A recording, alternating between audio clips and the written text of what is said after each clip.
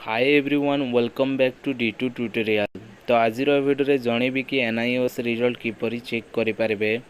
जदि तुमे NIOS student किंबा एग्जाम देइथलो 10th एवं 12th रे ताहले निजर रिजल्ट किपरि चेक करि पारबे, जहाँकि गोटे वेबसाइट मात्र 2 मिनिट रे चेक करि पारबे।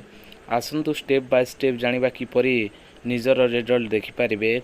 चलतु भिडियोटी को आरंभ करिबा। तो निजर NIOS रिजल्ट चेक करबा पई जेकोनोसी एक ब्राउजर को जानतु एवं सर्च करंतु NIOS रिजल्ट। सर्च कला परे प्रथम आस्तबा लिंक रे क्लिक करंतु।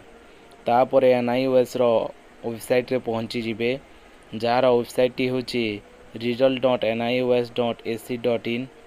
तो यही वेबसाइट रो लिंक टी मो डिस्क्रिप्शन रे दे देछि, सेहिटु मते चाहिले वेबसाइट को डायरेक्टली आसी पारबे। तले देखि पारुथबे पब्लिक एग्जामिनेशन रिजल्ट, जहाँकि आज यही रिजल्ट प्रकाश पाई। तले देखंतु चेक रिजल्ट अच्छी, तारी ऊपर क्लिक करंतु। तापरे रिजल्ट चेक करबा पेज रे पहुंची जिबे। तो एठारे एनरोलमेंट नंबर देबाको पड़िबो, जहाँकि निजर रोल नंबर एठारे दियंतु। एवं तले देखि पारुथबे गोटी कैप्चर टेस्ट अच्छी, ठीक सही वाली कैप्चर टेस्ट एही बॉक्स रे भरी दियंतु। तापरे सबमिट बटन ऊपर क्लिक कर दियंतु।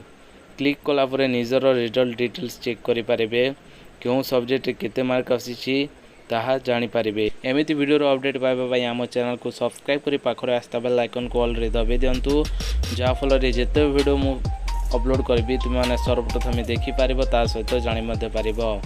Thank you for watching.